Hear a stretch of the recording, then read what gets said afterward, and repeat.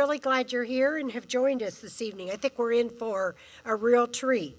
I'm Margaret Weber, and I have the great privilege to serve as Dean of the Graduate School of Education and Psychology. And tonight, we're going to talk about and focus on doing well by doing good. How to improve your bottom line through social responsibility, which is important to our businesses, our community, and our world. So we know that we'll have some really good conversations with our panelists. Before we introduce our panel of speakers, I'd like to recognize some special guests with us this evening. Representing our Master of Arts in Social Entrepreneurship and Change Advisory Board are a couple of individuals I think are still here, John Brown and Christine Magan. And would both of you please stand? There's Christine. I'd also like our students that are in the Social Entrepreneurship and Change program to stand. I know there's some right over here. Very good. And then I know we have some students from our Organizational Leadership Doctoral Program. Would you want to stand as well? Okay, great. And then we have several alumni that are with us in the audience, and we'd like to recognize you also. Would you please stand?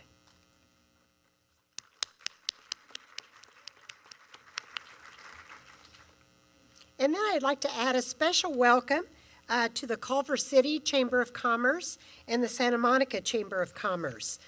We're really glad that you've joined us this evening. Along with the California Social Venture and the Social Enterprise Association from the LA chapter, and we have some of those members, so welcome. This evening, we do have a panel of distinguished experts in corporate social responsibility, and to lead that conversation is Dr. Steve Kernan. And I'd like to share with you a little bit about Steve. Dr. Kernan has more than 25 years of operational experience in biomedical organizations, serving as president, CEO, and COO of 4 major biopharmaceutical and pharmaceutical companies. Dr. Kernan has also held several business development positions and been involved in sales and marketing positions at Cygnus, Biogenics, and SmithKline Beecham. So he comes from a lot of background with the corporate world, but really cares about the issues of social responsibility. He received his BA degree in biochemistry from Harvard University. He has an MBA from the Grazadillo School here at Pepperdine, and also has his doctorate in organizational change from our Graduate School of Education and Psychology here at Pepperdine. He also now serves as an adjunct faculty in the Social Entrepreneurship and Change Master's Program, and we're really feel very fortunate to have Steve teaching in that program. He is a trustee of the New England College of Optometry and a member of the Industrial Advisory Board for Pharmaceutical and Chemical Sciences graduate program at the University of the Pacific.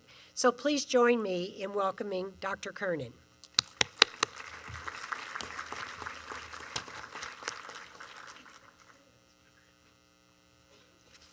Well, after that introduction, I feel very old. Anyway, first of all, I'd like to thank you all for being here, the audience, as well as the panel. And as Dean Weber said, it should be a very engaging night because the panel has tremendous experience in corporate social responsibility, and as you'll see, from slightly different perspectives, and that's what's going to make this evening wonderful. Now, a couple of things. First, I do have a Boston accent, so if you can't understand something, let me know. I will not be offended, and I still root for Boston teams, so I'll say go Celtics and Lakerland. But anyway, I do want to. I look at this audience, and it's quite a large audience, and just by a show of hands, how many of you guys have really done something that you believe has to do with social responsibility? Let's just raise your hands. Now, you see, you all raise your hands, what that means is I'm going to talk about your role in tonight as well. You know, we really believe in learning communities at Pepperdine, meaning that we learn as much from you as you learn from the professors. So what I'm going to ask you to do is actually participate. You know, ask your questions. You're going to see two people standing up. Can you raise your hand, people who have the cards? I can't see a thing. Okay, there you go. Now, if you don't like asking questions yourself, because they'll have mics, feel free to write them on the cards that they'll have, and they'll read them for you. So that takes away any excuses not to ask questions, because the way this is going to be a good evening is if we hear from you and what's on your mind. And knowing the students, the civic organizations, people from business that I met tonight, you guys can teach us as much as we can teach you. So I ask you to challenge us, to engage with us, to express your views on where we are going. Now, what I'm going to ask to do is that I'm going to ask each one of the panel members to introduce themselves. But before I do that, I talked to you about, this is what we're doing tonight, but you knew that. But these are going to be 4 broad discussion topics we're going to have tonight. The reason why I'm showing it now, and I'll come back and I'll leave those in the background, is that each one of you have an opinion on this, okay? As you're hearing what our panel members say, jot down your questions. What are some of the similarities, the differences? What do you want to know? And make it very engaging for us, because that's how we're all going to learn, and we're going to all benefit from the experience that's in this room. So, again, I saw all those hands go up, so if there's no questions, I'm going to know something is wrong. So anyway, on that note, I'm just going to go down the line and ask our panels to introduce themselves.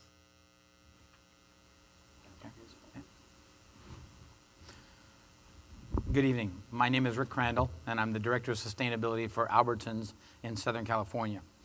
40 years ago, I started as a courtesy clerk in the San Fernando Valley in a small town called Reseda. Believe it or not, when we went out back, we actually had a furnace out back and we burned cardboard. Kind of shows you where we were 40 years ago and where we've come. I actually was a store director after going up through the ranks for 12 years, became a district manager for 10 to 12 years.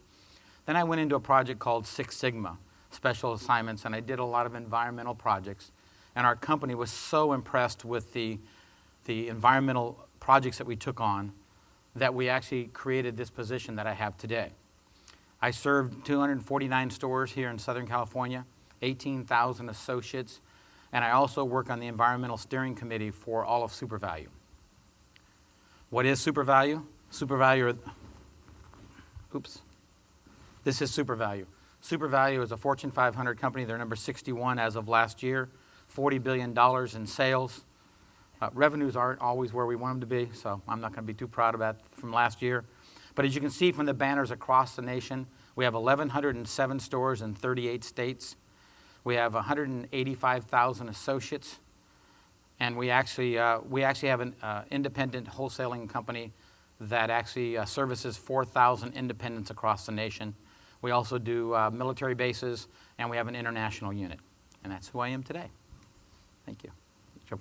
I have to go twice. Can we go through our entire presentation, or just some opening remarks?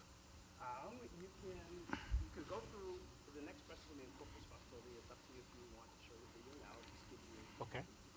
Great. Well, thank you so much. Well, good evening, everybody. My name is Zafar Brooks. I'm a director at Hyundai Motor America, and it's really good to be here with you this evening. I'm going to ask your indulgence with me for just a bit because I'm getting over a cold. I understand that's sort of going around, so I won't shake your hand tonight just because I don't want to pass it on. I'm going to do my part socially responsible, not to give it to you. Someone gave it to me. But nevertheless, I'll do my best to get through. As I mentioned, my background is I'm 26 years in the auto industry. I joined the auto industry right out of undergraduate school. In fact, went to Ford Motor Company, spent about 16 years at Ford Motor Company in a range of positions, sales, marketing, executive positions. And then about 8 years ago, I went over to Volkswagen for a couple of years where I was the head of their U.S. marketing and Canadian marketing operations. And in 2005, I came to Hyundai, where I am today, and I've started at Hyundai being in charge of the West Coast Automotive Group. And then in 2006, I took over this really newly created position, which was the Director of General Affairs. I have responsibility for government relations, corporate social responsibility, and diversity, which is a very something that I have a lot of passion over, all of those activities, but in particular corporate responsibility. So I put together a little presentation here. We're big on PowerPoints. I'm sure a lot of the graduate students out there are doing mini PowerPoints that attempt to at least illustrate for you what CSR means at Hyundai and how it is how we manage it from an applicational point of view. I also want to just mention I brought some materials. Feel free to take them at the end. This is our Global Social Responsibility Report. We produce this every year, Hyundai companies all around the world, and you'll get a chance to see what some of the things our larger company is doing, what some of the things we are doing, but in particular, some of the things we're doing here in the U.S. as well. So today I'm going to talk to you about just a couple of things. First, I was asked when we were invited to be on this panel to talk about what CSR means from our point of view, why it's important to our company, and maybe just a few of the ways we measure CSR at Hyundai in terms of, like I suspect all of us are looking at, is the return on that investment for the dollar. Well, this slide up here that I'm showing, which is perhaps not new to anybody in this room, particularly the practitioners in this room, really just illustrate the fact that corporate social responsibility is something not only important because we think it's important within our companies, but increasingly the consumers, the marketplace expects it and indeed agrees that it is an important asset to have. What you'll see here on this very top slide, it says 83% of Americans says that 83% of Americans say that companies have a responsibility to support causes. In other words, the disproportionate majority of all Americans believe that giving back is important on behalf of these companies. And something like 9 out of 10 say that they would switch from one product to another if all things were equal, if that company was socially responsible as well. Well, when you look at Hyundai, how we approach this pyramid up behind me, we call it our ABC pyramid. This essentially is the DNA of Hyundai Motor America. This is how we manage our business. A stands for our suite of assurance products, things like America's Best Warranty, things like the Lost Job Guarantee Program. That's the social contract we make with our buyers and our customers. The B part of that pillar is what we call Blue Drive. Blue is the new green. It's being socially responsible. It's being a fuel-efficient car company. And C is what we call connection, the connection to our company. And today, of course, I'm going to spend some time talking about the B pillar, which is social responsibility. I put this quote on here. I report to, by the way, the head of corporate communications, and then we report directly into the office of CEO. So I'm a dotted line to the CEO. And he often says to us, as we're talking, that at Hyundai, we believe that good things happen to companies that do good things. So I thought that was very appropriate in terms of your title for this agenda tonight, that is one of the driving factors behind our company. So when we approach CSR, there really are sort of these 4 major pillars that we've looked at our CSR activities around. One is building hope, and I'll talk about that in a moment here as our signature program. We call it Hyundai Hope on Wheels. It is a nonprofit foundation that we created back in 1998, and its sole mission is to help kids fight cancer. And I'll give you some examples of how that works in applications. So that's our first pillar. Our second pillar is a greener planet. And by that we mean very simply, we want to be the most fuel-efficient car company on the planet. And the third one is bright ideas. And that's an exercise where we're going to reach out to try to help every kid graduate high school. We think the high school dropout rates are simply unacceptable. And we want to create a circumstance, a situation where we can help every kid graduate high school. In fact, I was very pleased to see my colleagues here today from TELACU. They're one of our business partners that we work with in this very issue right here in Los Angeles. So we're very proud of that work as well. And last, of course, is something I have a lot of passion about, and that's diversity, where we believe that everyone should be included. Now, our signature program is a program we call Hyundai Hope on Wheels. It is an effort. This is a little bit looking over my head. Do you mind if I stand up? Because looking back over my head is a little bit kind of awkward there. This is our signature program. This is an effort where we, as I mentioned to you, are trying to help kids fight cancer. We've been involved in it since 1998. Just a bit about the program itself. You may or may not know this, but pediatric cancer is the leading cause of death by disease in this country for kids under 16. In fact, every 36 minutes in this country, a new child, a family, is diagnosed with cancer for the first time. It is the leading cause of death. The good news is 80% of those cancers are being cured. The bad news is 1 in 5 don't survive the disease. The other challenge is 3 in 5 who go through the treatment itself, there are consequences for that treatment, and that has caused long-term side effects, everything from amputations to other long-term side effect health issues. So at Hyundai, one of our goals is to solve very, very hard problems, and we take on these very difficult issues. You might have seen something there where it said our overall corporate sort of logo was new thinking, new possibilities. And so we decided in 1998, in conjunction with a group of dealers in the Boston area, of all things, working with the Dana-Farber Jimmy Fund Cancer Institute, to get involved in this issue of pediatric cancer. I confess to you, in 1998, we didn't know what we had gotten into. We thought we were going to make a donation because we do this from time to time, supporting a local organization that was just trying to raise money. Along the way, we learned about this issue, we fell in love with this issue, and it became the sole issue that our company is committed around as our largest single issue. Very proud to tell you that today we're $43 million into trying to support this issue. We award these grants to children's hospitals across the country, and it's a very simple program. You have to be a nonprofit hospital that is doing pediatric cancer research, and as such, you're a member of the Children's Oncology Groups of America.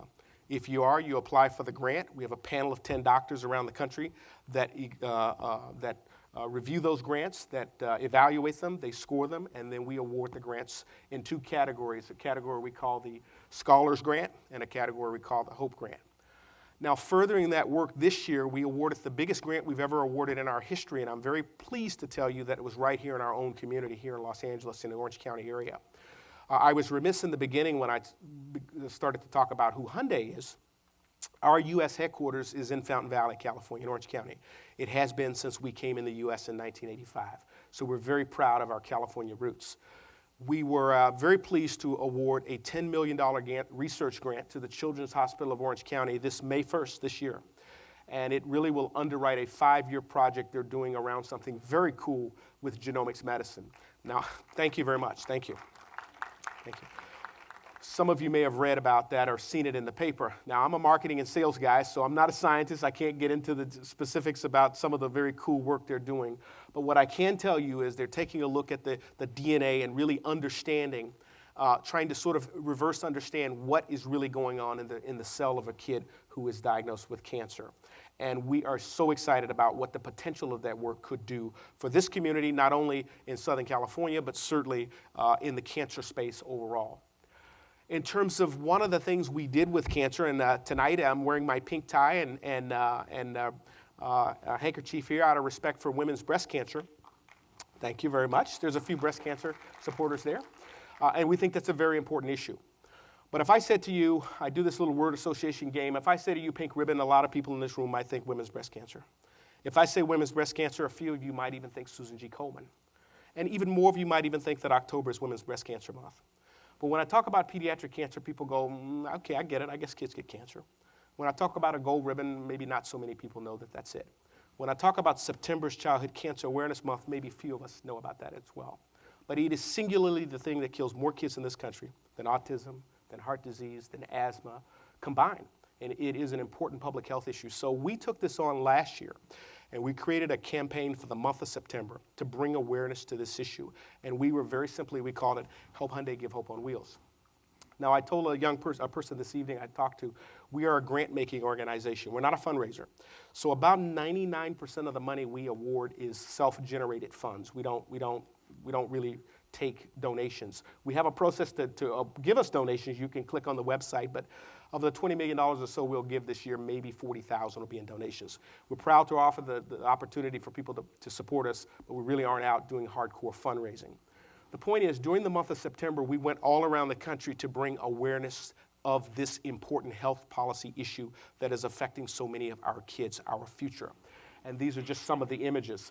This one over on the right, we had a chance to speak to the U.S. House Pediatric Cancer Healthcare Caucus, and that's Congressman McCall and Congressman Kelly. Congressman Kelly happens to be on our foundation board. That's our chief executive on the right and our chief executive coordinator sort of to the left of him, and some kids. And you can see the checks that we've awarded across some examples of the checks we've awarded going across the year. So that's one of the ways we tried to bring this commitment to life, is to really go out and be authentic and go to the marketplace and tell people the importance of why this is an issue and why we are, as a car company, why we have an investment and interest in this issue. We don't own hospitals. We don't make drugs. We don't have doctors on our staff. We have a simple issue of taking on an important public health issue that is affecting our future, our children, and we've decided that this is our singularly biggest cause. Now, one of the things we are also doing that I would say to you, particularly the practitioners and certainly those students who are interested in this field, is aligning your cause to your values. So you saw on the overall sort of opening slide where I talked about our 4 values: education, health, certainly the fuel efficiency and diversity. And one of our goals is to be the world's leading fuel-efficient car company on the planet. You may or may not know that today Hyundai is the #1 fuel-efficient car company in America. We have the highest fuel per gallon average corporate fleet of any car company in America. And we're committed to that over the long view. But an important part of our overall fuel efficiency strategy is looking at new technologies. And one of those technologies is hydrogen gas as a long-term solution for not only energy independence, but also in the area of energy economy. So we drove this Hyundai fuel cell car across the country with children's handprints. We went coast to coast. We put kids' handprints on the car, bringing awareness about a new source of energy independence, but also about this important issue. And I'll move on here a little quickly here. So one question to me was, tell me about how you measure this. Now, I don't know your sector, I don't know your industry, but one of the things we look at is something we call consideration. And the argument we make is that, you know, one of the goals that our activities is responsible for is building brand opinions to give people a better opinion about the company. And I would argue increased brand opinions drive increased consideration.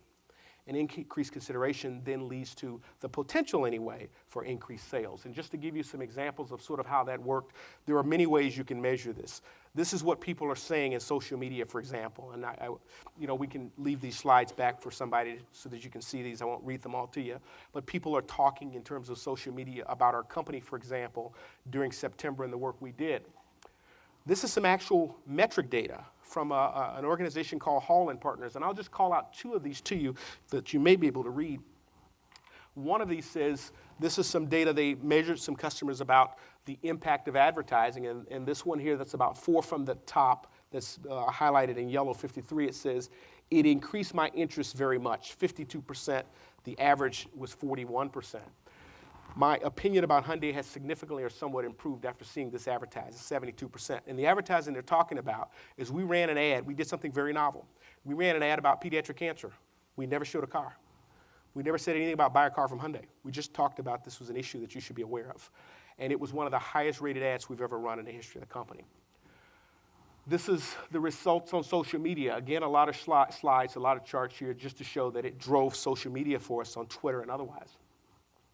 This is another metric that we literally just got off the press. I got this yesterday, and I said, how opportunistic. I'm going to a conference to talk about the importance of corporate social responsibility.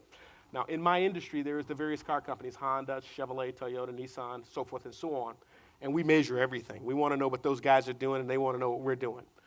But in the month of September, Hyundai is the only company with brand increase positive buzz. In other words, that the news about the company was better this month than the month before. It was a 9-point swing. Now, I wouldn't be so bold to suggest that we did this by ourselves through the pediatric cancer program, but I would say to you it demonstrates that CSR does not have to be in conflict with your sales goals.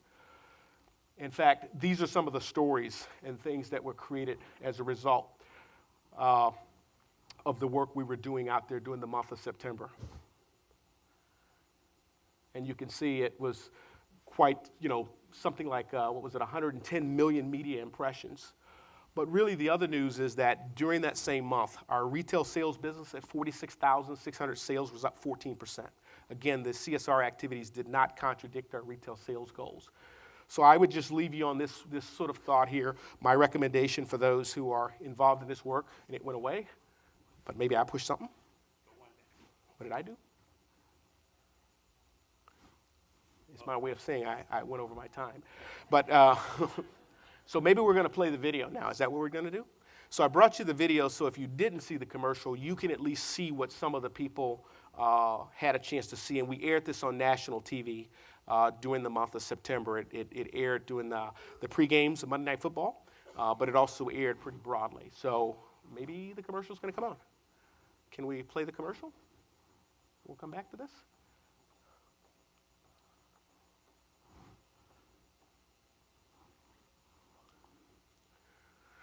Well, while that's going, then I would just say in conclusion, I'd say with your CSR activities, whatever they are, you should be authentic about it. I think the consumers can smell out inauthenticity. That's something for purposes of gratuitous marketing. I think they'll smell that out.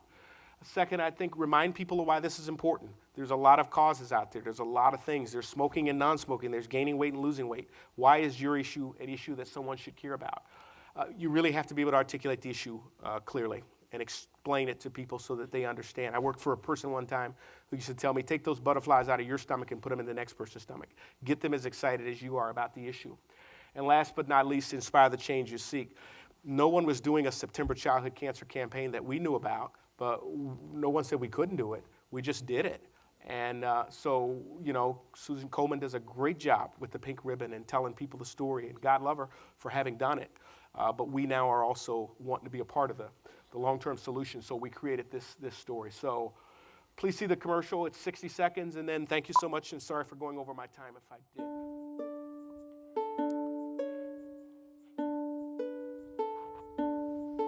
What did you learn in school? Every day, 41 kids learn that they have cancer. More than enough to fill a classroom. Since 1998, Hyundai's Hope on Wheels has raised more than $43 million to help find a cure.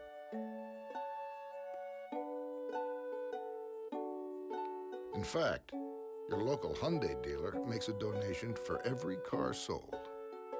Of course, you don't have to buy a Hyundai to make a difference. Just visit HyundaiHopeOnWheels.org to lend a hand. And give a little hope, no matter what wheels you drive.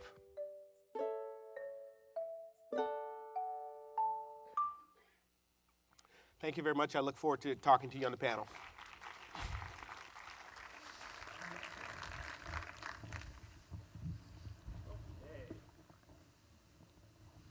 Let the screen come back. Well, thank you very much. And we're going to be asking them certain select things about that, so there'll be plenty of time to ask them questions on that. But now we're turning it over to Jay. Thank you. And what I do want to say is Jay did us a tremendous, tremendous favor. He stepped in with about a couple of hours' notice tonight because David Lizárraga, did I pronounce his name correctly? Lizárraga was supposed to be here, and he came down with the flu. And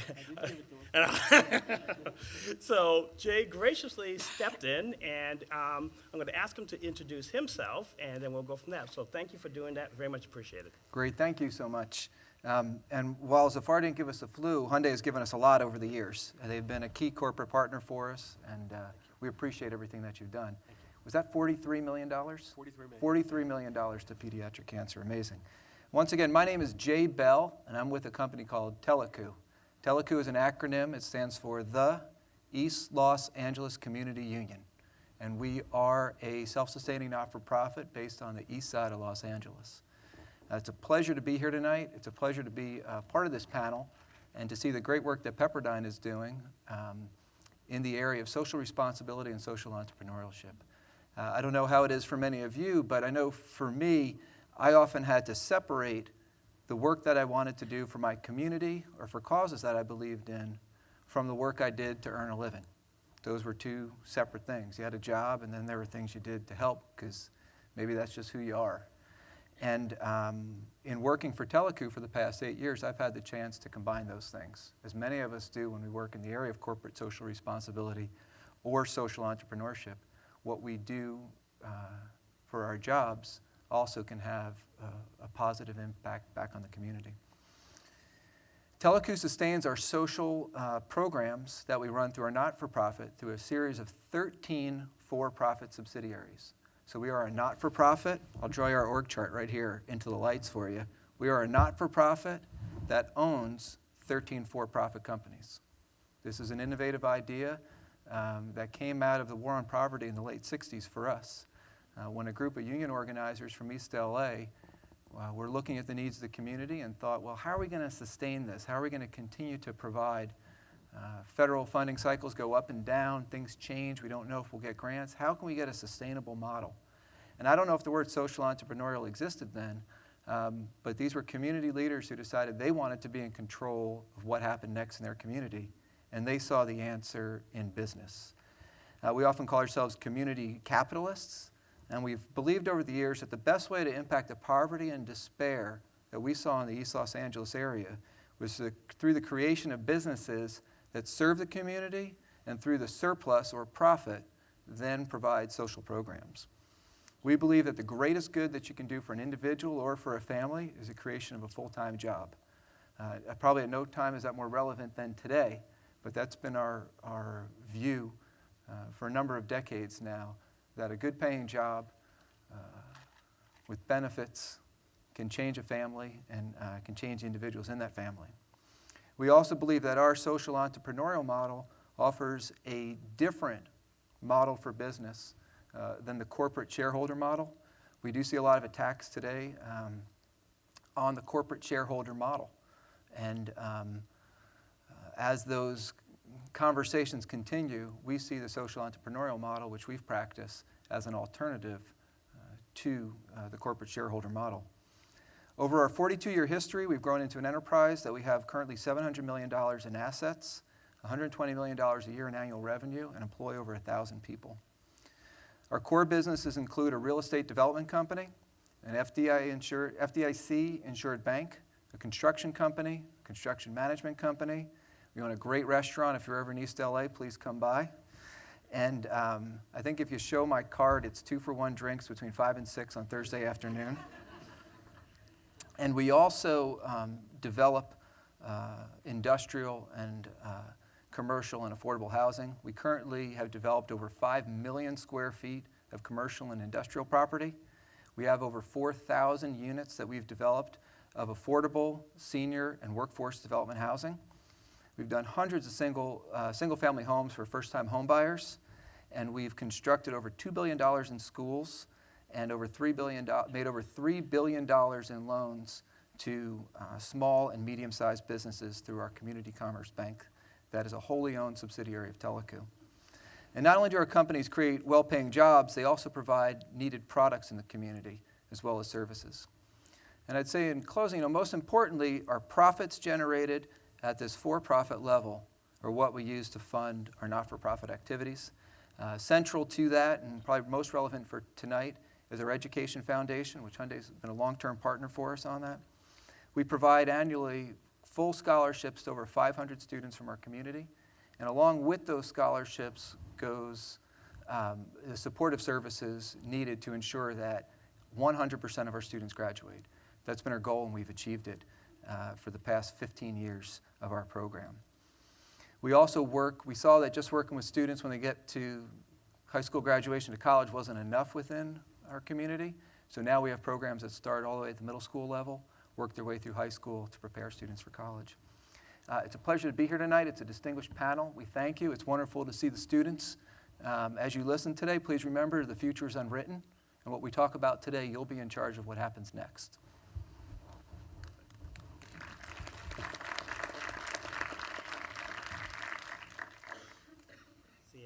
Unfortunately, I'm not mic'd because I like to wonder if you can't tell. But anyway, what we're going to do next is you heard 3 very different models. And each one of them are doing a tremendous, great amount of good in their respective communities and globally. So what I'm going to ask each of the panel members to describe for me, in their own words, their own definition, not what their corporation says, but what do you say is your definition of corporate social responsibility? So, take a start. Sure. I'm going to give you 2 definitions. I'm going to give you the corporate one so you can see. It doesn't vary much. It's it says what is sustainability for our company. It's actions, lifestyles, and products that meet the current needs without sacrificing the ability of future generations to meet theirs. And when you think about that, most people don't realize today that our resources are so limited. Does anybody know what September 27th was? September 27th was the day we reached 100% of what we regenerate each year in our resources. That day continues to get closer and closer to the wrong side of the year. We use 25% more resources every single day than we can regenerate in this earth. We have to figure this out. Our CEO, and I believe exactly what he says, It's no longer our duty. It's our obligation to understand what sustainability is all about in every single business. I truly believe we need to be the leaders in any industry, whether it be retail, manufacturing, or service industry, to understand how we can lead so that we can turn this around and understand that the future generations, we can't leave them empty. It just doesn't work that way. And so that's how we feel at Albertsons. Thank you. I may have shared some of this in my remarks, but for me, CSR, I go back a time where some of us might remember the idea of just community relations, being good corporate citizens, being just good people. For me, CSR really means giving back to the communities in which we live and work, doing good for good's sake, not for a long time when we ran the foundation. Prior to 2009, well, last year, it's the first time we ever did an ad to tell anybody about it. So that first $25 million or so, we never told anybody about it. It was about doing it because it was the right thing to do. And I really believe what our CEO talks about when he says good things happen to people that do good things. So for me, it's about giving back, doing good for good's sake, not for credit or visibility, but doing it because it's the right thing to do. It comes from your heart.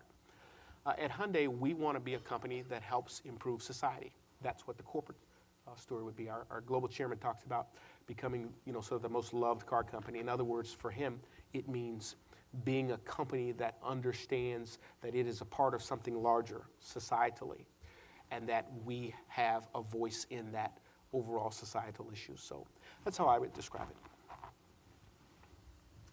Thank you. It's interesting. Our company, since we are a not-for-profit, tends to attract people like myself who believe that no one wins unless everyone wins. And it's your inherent responsibility, if you've received, to also give. And our company was founded on that. So it's really tough at any point to separate what we do to be socially responsible from just what we do every day. It's interesting, though, because a lot of times corporations approach us, traditional corporations approach us on how to be socially responsible. They'll reach out to us and want to participate in our programs or do other, kind of get engaged with things that we do. Unfortunately, this often happens when as more of a reaction to a public relations incident than something that was driven from an internal value. And oftentimes, what we see is if a public relations event happens that leads someone to be socially responsible, we often actually see leadership changes after that, and then they come back with some more, as a common theme throughout the organization, the desire to be socially responsible. There's two things that we talk about when corporations approach us, traditional corporations, about social responsibility. One thing is, in addition to traditional philanthropy, where grants are given or you support a program, we look for traditional corporations to engage with not-for-profits that are actually providing services to support them in developing their capacity. Sometimes this does mean money, but not always. Sometimes money is just one element. And sometimes the money, instead of being a grant, is an investment where a specific return is looked for in terms of the impact and how they get engaged. The other thing we look at with traditional companies that we encourage them to do is to look at how they procure goods and services, to see if there's a way that they can engage not-for-profits in providing those goods and services. For example, we've seen workforce development where you're looking to hire local people from the community to get engaged at your business. Not-for-profits are very good at this. Not-for-profits are grassroots organizations that often have feelers in the communities that maybe a traditional corporation's HR department would not have. So you can engage not-for-profits in actually providing goods and services. We own a construction company. Something that we look to do is engage with traditional corporations the same way we engage with cities and municipalities to actually build their projects in communities with people who live and work in those communities. So I think we're looking at the next stage of corporate responsibility and how we can grow beyond simply the grant giving, which is good and we all need, but also for partnerships to increase the capacity on the not-for-profit side. Got it. Well, you each talked about the giving back to the community. You talked about everybody wins in the community sustainability. Very broad definitions for corporate social responsibilities. They range from basically the corporate a corporation is socially responsible if they economically return to their shareholders. They're socially responsible if they do that, plus they follow the laws of the land. Then it goes up to that, plus then also being moral. And finally, it gets to economic, legal, moral, and then philanthropic. And it really is, they talk about it as a hierarchy of corporate social responsibility. Do you guys believe it's a hierarchy, or does this all happen in parallel? And any one of you can jump in. I stumped So- him. That's an interesting question. You know, what we look at it is, and Albertsons is a very young company when it comes to corporate responsibility and social responsibility. We've always spent millions of dollars a year donating to causes, whether it be United Way, Susan G. Komen. Every division has their own specific. But, you know, we've taken it back to a very basic level and said, okay, we donate millions of dollars a year, and that's great. And that's an expectation now.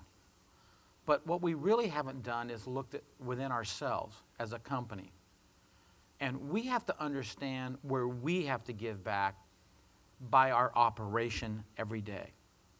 We truly believe that we have to get our act together, because donating money is going to help you for a specific cause at a specific time.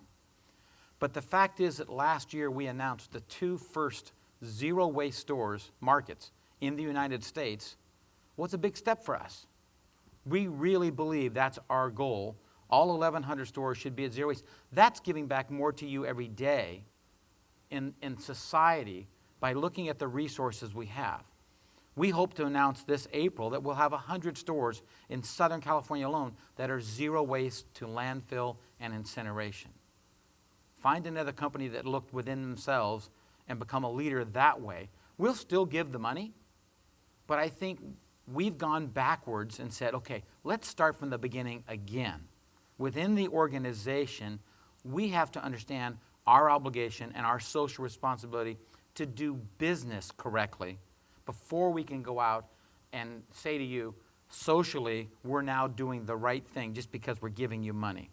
So I think that we've looked at it from a different angle and said, you know, we got to make sure our backyard is in order before we go out and say to you, just we're going to donate money.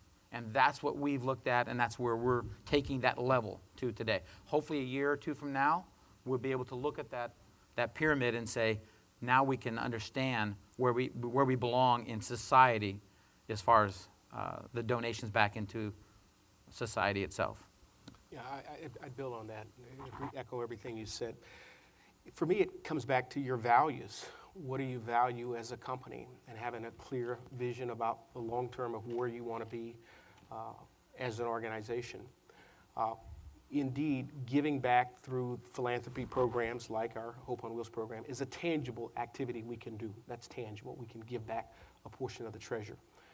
But then there's the other thing. There's the inherent things that you do that your company stands for. So we decided we want to be the most fuel-efficient car company on the planet. And that means that we had to make some decisions very early on about who we are and what we want to be that shape the kind of company we could ever become. We made a commitment around diversity. We simply believe we're better when there are more voices at the table that makes us a better company.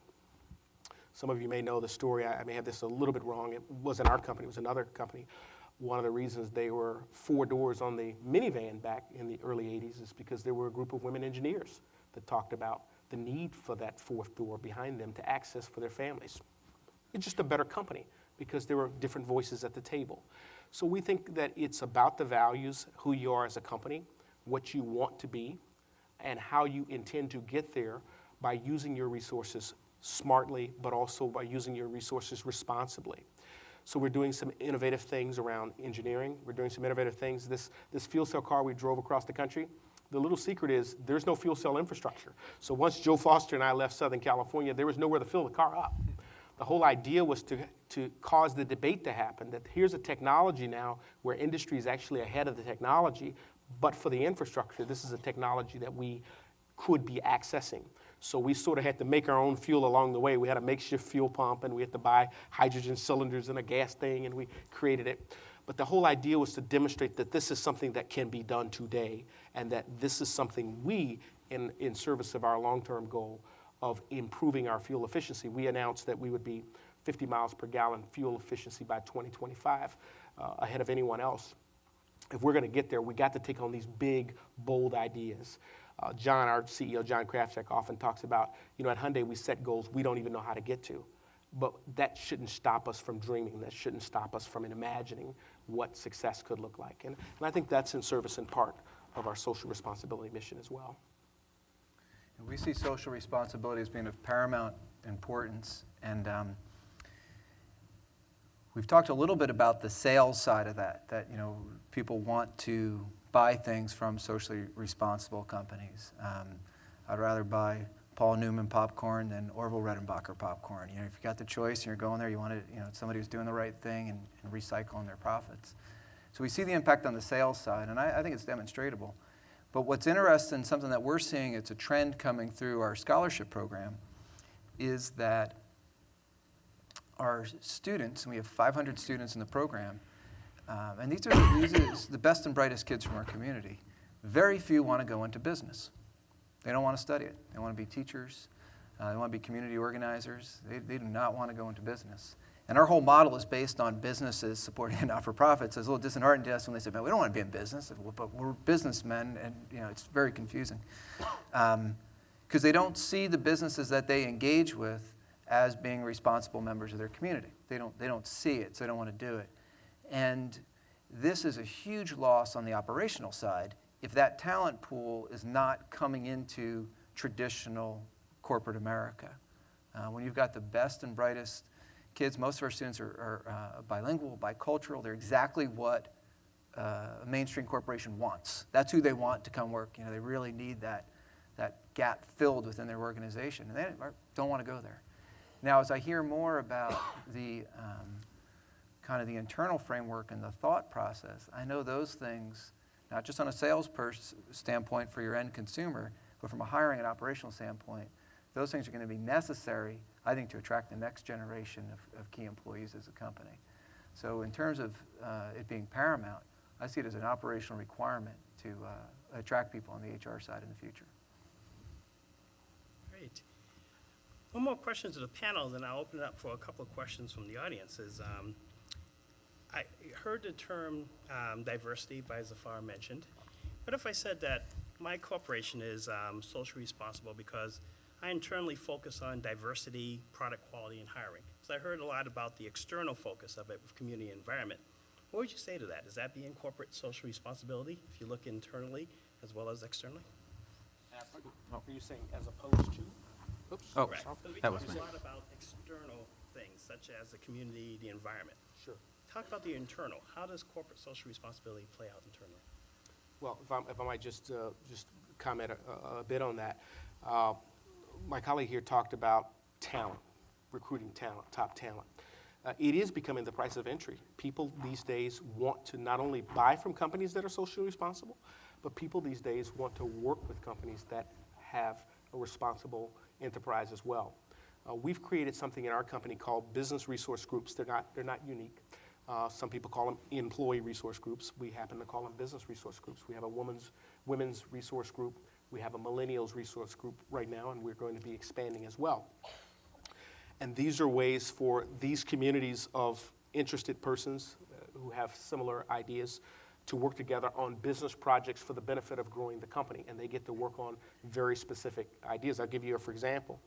We were working with the millennial organization. We have, there's probably some millennials in this room. I'm with you in spirit. But we were working in our organization that we wanted to bring more young voices to the table to understand how we would approach a certain product solution. And it's very interesting that this is a generation that grew up in an electronic era, in a social media era, and some of us may not have grown up in that era, and have helped us understand how to run and operate our business and make our business better because they bring a different perspective to the table. So we are very much internally focused also because it gives our employees a sense of pride of the organization. All of our employees are proud to wear this little lapel pin on Hope on Wheels, and they can, many of whom I'm sure can tell you exactly why we're involved in this and what we do. We do volunteer opportunities for the employees throughout the course of the year. We were recruiting recently for a senior executive level person, and the person asked the HR, tell me about your social responsibility activities. What do you do? These are the kinds of questions that top talent has choices, and they want to know that they're associated with organizations as well. So it helps build morale, it helps attract top talent, it certainly helps retain top talent, and it also builds, I think, an organizational cohesion that we all are against a common issue. You may know that Monday was International Poverty Awareness Day. And we had a campaign we call the White Armband Campaign. This is the color of international poverty. And so Hyundai companies all around the world are wearing these white armbands. And within our company for this month, we wanted to do something to give back to our local community. So we have a sort of an internal food drive. So it's a long way to answer your question that I think it's extraordinarily important to your internal stakeholders, as much so as it is to your external stakeholders. If you are interested in retaining people, if you're interested in growing people, and if you're interested in fact, giving people an opportunity to invest back in their company, to be long-term proud of being associates with the company as well. I hope I've answered your question. And I absolutely agree with that. We also have BRGs. We have probably a dozen of them. Just recently, we brought on a new group called Pride, and it's one of the last ones we brought on. It's nationwide. All of the BRGs are in each division, so we're very proud of that. I think you're 100% right. The Millenniums and Generation Y, 53% of all their decisions are made around environmental and social reasons. So if we don't do this internally, we will end up going away. And any business that today doesn't understand that will not exist a decade from now. You have to have social responsibility both externally and internally. If your associates don't want to stay with you, I'm very fortunate, but just recently we've been rolling out some zero waste projects, and we've added a couple of vendors have come with us. And as we go to these stores, we sit there and we talk to associates, and I always ask them to introduce themselves, what they do, and how long they've been with the company. Every one of these vendors has looked at me and said, has everybody got 30 years with your company? Because if you don't do what's socially responsible, and diversity being part of that, you won't keep people for 30 and 40 years. I'm actually, in many circles, I'm actually the baby at 40 years. There's others that have 46 and 50 years with the company. You don't do that if you're not doing the right thing every day. All right, Steve, I think what we're all kind of coming to is that the bar's been raised. The bar's been raised. 15 years ago, it was enough to have diversity within your organization. You're a progressive organization if you could look at your management team and see some level of gender and ethnic diversity. That doesn't, you got to do better than that now. And what I'm hearing from our panelists and from what I'm seeing is it is now expected. One of our subsidiaries works with cities, providing services to cities. And we even see now written into the requirements for our proposal, what's your policy on living wage? What's your policy on the environment? What's your policy on the use of, the federal government today, we have to sign a waiver saying we will not purchase goods or materials from companies that use slave laborers overseas. So the bar has been raised, and I think it'll continue to be raised as long as the community and consumers continue to ask for and demand for it. It's really something that's driven externally to a degree, and then it takes internal champions to really run with it and recognize and see that change that needs to take place. And where I see a benefit, if this type of work excites you, or if there's an interest here, I think we can continue to challenge the companies that we get goods and services from to continue to meet those goals and to continue to go further. Because as we've seen, what was good enough 10 years ago isn't good enough anymore. Albertson, how many zero emissions or zero stores are you going to have next year? Hopefully by April, Earth Day, we hope to announce 100 here in Southern California alone. Across the nation, it could be about 150. I'm a little more aggressive than some of my counterparts, so. Yeah, and I don't think 5 years ago that was a concept.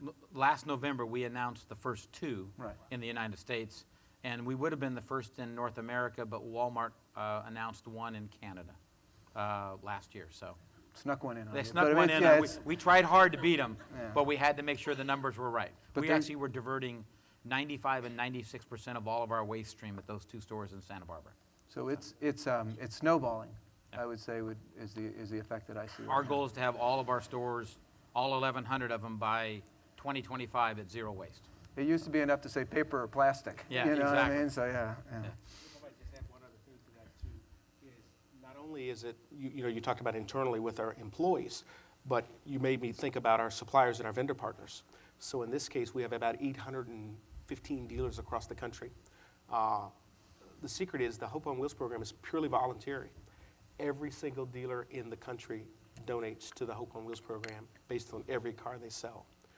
But more than that, these franchise dealer operators, right in the franchise sort of interview process when we were interviewing the candidates, one of the things we, again, getting back to that issue of values, we value is them being good corporate citizens, being good for the communities. We talk about the 3 C's, character, capital, and capacity. There are so many good things these dealers are doing across the country, from hiring people with physical challenges to things they do in their own local neighborhoods, to things they do with their communities. We're going to be doing a program in El Paso. We're carrying it to El Paso. We did it in Detroit last year, but we'll have it in El Paso and Detroit this year. We call it Coats for Kids, and it's a real simple thing. We give away 1,000 winter coats to a nonprofit organization that helps distribute those coats to needy families in their communities. And that's with local dealers who sort of generate those funds to create that. We're working with our vendor partners as well. So I do think you're exactly right that it is the price of entry now. People certainly expect it. It can't be gratuitous. You can't do it just to get advertising, just to promote it, just to get marketing. But I do think that it goes back to the values that you have as a company. I think it builds you a better company, certainly makes your employees proud to know that our dealer partners are involved, our vendor partners are involved, our corporation's involved, and we really do mean it when we say we want to be a better company that helps make society a better place. Well, those wonderful answers. I heard a lot, and I'm going to come back to that. I heard about generally approaching all stakeholders, so anything that's affected by or can affect the organization, it has a role. And I also heard differentiation from competition. So we'll come back to those 2 concepts because those are very important, why corporate social responsibility. But before moving on, your turn to do some work. How about you guys? What's some of your thoughts on how do you define corporate social responsibility? Does anybody want to talk about that in the audience? Want to ask a question or want to posit an answer? And is there a mic or can you hear? I have teacher voice. Okay. I love it. I can just talk. I'm really interested in how corporate social responsibility programs choose what they donate the money to. So my question is actually for Mr. Brooks, and then if everyone else could answer this as well. How did you choose to go from selling cars to helping kids with cancer? Yeah, that's a very good question. I get asked that quite often.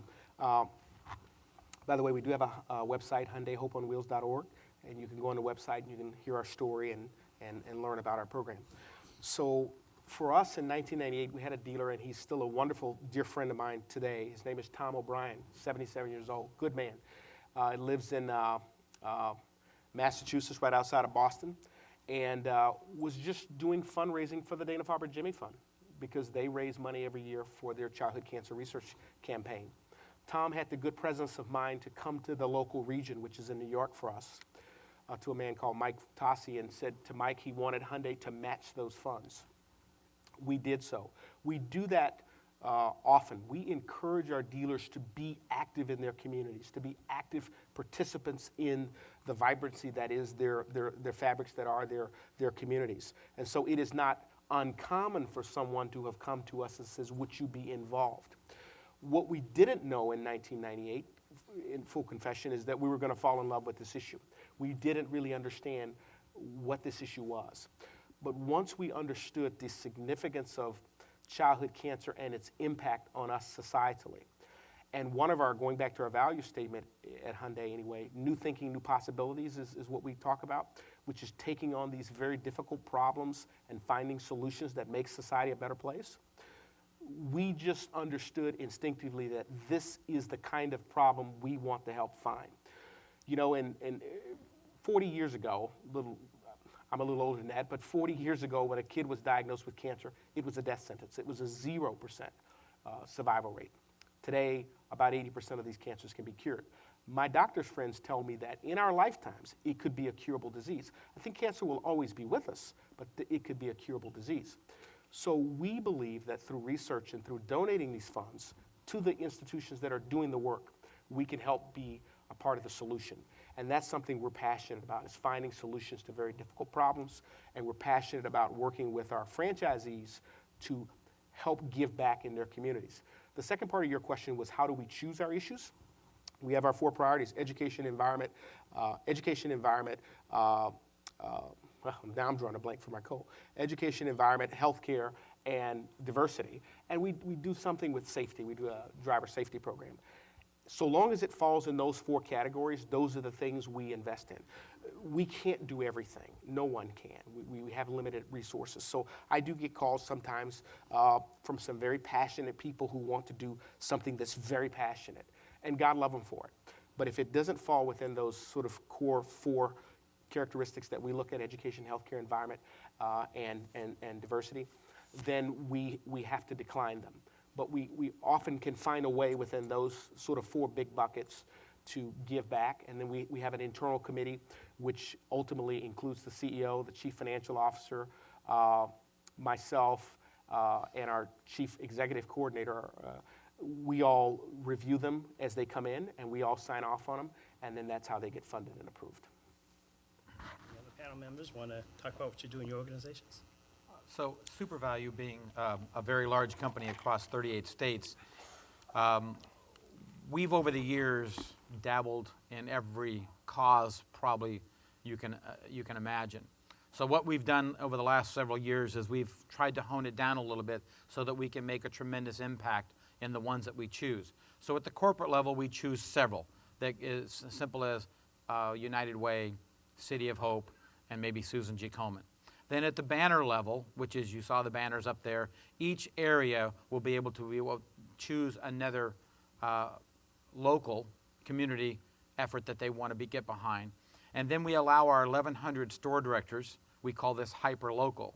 Those store directors are then take a smaller amount, but within their community, they're allowed to determine what is the greatest cause for them and within their community. It doesn't do us any good at the corporate level to give to United Way and Susan G. Komen and MDA if at the local community level we can't help that community base that's there. Now obviously the amount that's donated within the smaller communities is going to be a much smaller amount. So it's important for everyone to understand there are limited resources. At one time we probably had 35 different programs we were trying to fund, and we weren't making a difference in any of them. And it was not going to the point where we really wanted to make an impact within our lifetime for any one of these particular organizations. So that's how we divide it up when you're diversified as SuperValue is, with all the different banners and the geographic areas that we're in. Right. And in our case, since we don't make grants, we self-sustain our activities, and we do take in some grants to support them. Probably the relevant question would be, how do you decide how you're going to help your community? And for us, we've always been, there's 3 legs on the stool, and we always talk about that stool is all about access. And it's access to education, access to housing, and access to financial resources. And pretty much all of our not-for-profit activities revolve around that and have for the past 40 years. Thank you. Thanks for the question. With your teacher's voice, I could hear you. Okay, any other questions on corporate social responsibilities or how or why firms engaged in CSR that we can take? I could barely see up there. I see 3 hands. Okay, we'll go way up there.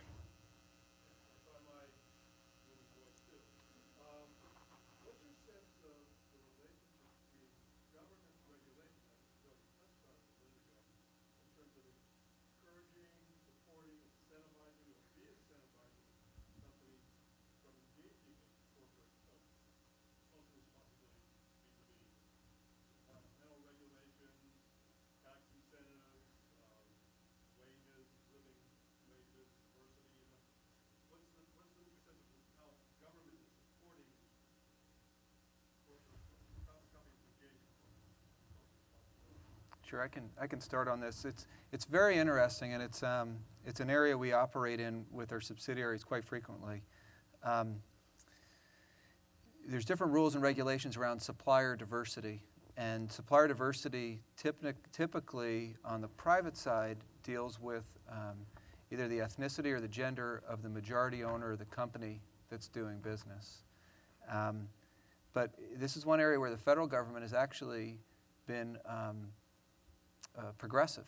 And if you read the language that the federal government uses in their own procurements that are set in legislation and in regulation, there's actually very specific programs at a federal level to include diverse suppliers, including women-owned business, service-disabled veteran-owned business, businesses that are owned by Native Americans, Native Hawaiians, Alaskan Native corporations. And for anyone who's interested in this area, I was very taken aback when I first read the federal language revolving around this, because it's very strong and it's adamant. One of the programs we've seen on a federal level that we like is that wholly owned subsidiaries of community development corporations, which is what TELACU is, are able to participate in different purchasing programs that the government has through the SBA. And it's been a very progressive program for us that we've utilized with a few of our subsidiaries. And it has been a case where the federal government put regulations in place. We do some work for the Navy through one of our subsidiaries, and the Navy uses, I forget the exact numbers, it's over 40% diverse suppliers in all of their activities. And we've seen in the construction industry where we work with them, sometimes up to 80% on diverse suppliers. And their definition of diversity is often much broader than you see on the corporate side. On the state and local side, we've seen municipalities really get engaged in setting their political agenda through their purchasing and through how they spend money. And I often think of the divestiture movement and apartheid and how much happened and how things changed so quickly when companies, and we really started with institutions like Pepperdine looking at how they were investing money. Where's their money going? And the state and local, and I see it more on a local level than on a state level, have put policies in place to carry out their social justice agendas by how they buy goods and services. And they've also been able to incorporate local hire programs, at-risk hire programs. So it's one area where the government has actually implemented some very progressive ideas in how they do it. One of the challenges for us in working with traditional corporations through our subsidiaries is that the social entrepreneurial idea is the idea that not-for-profit companies can own for-profit companies. It's not extensive in the business community. So oftentimes we're challenged to participate in supplier diversity programs. If there's a supplier diversity program that's based on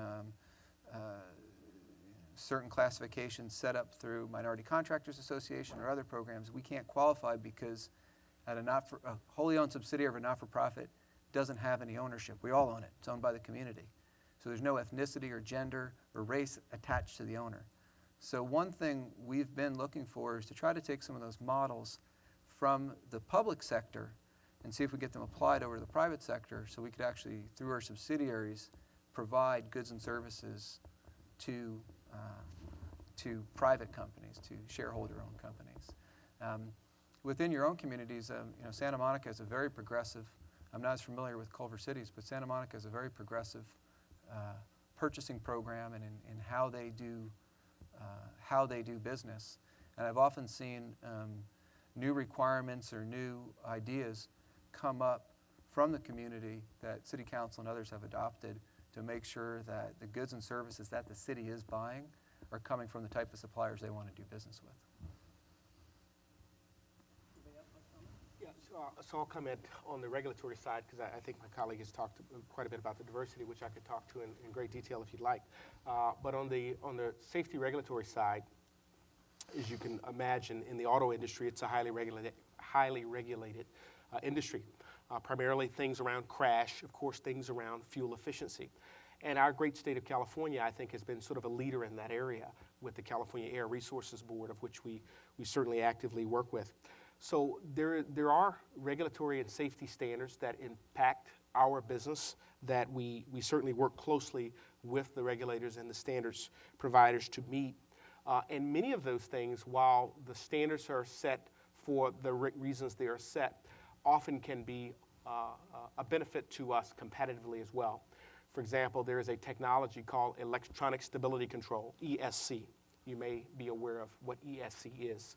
I think the federal government has now mandated ESC to be standard on all cars, and don't hold me by the year, but it's either a year coming or a year two coming from now.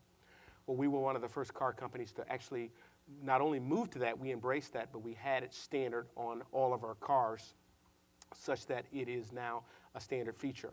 Well, NHTSA, the National Highway Transportation Safety Administration, said, ESC may well be the most important safety technology since the seatbelt. So not all of these standards are bad. For example, the fuel economy standards that were set by the EPA to get to 30.2, I think it was, by 2016. We announced we'd get there 2 years early, and we've announced now we're now going to go to 50 miles per gallon. So it has allowed us at industry to innovate as well as to create opportunities that, again, improve the environment through fuel efficiency.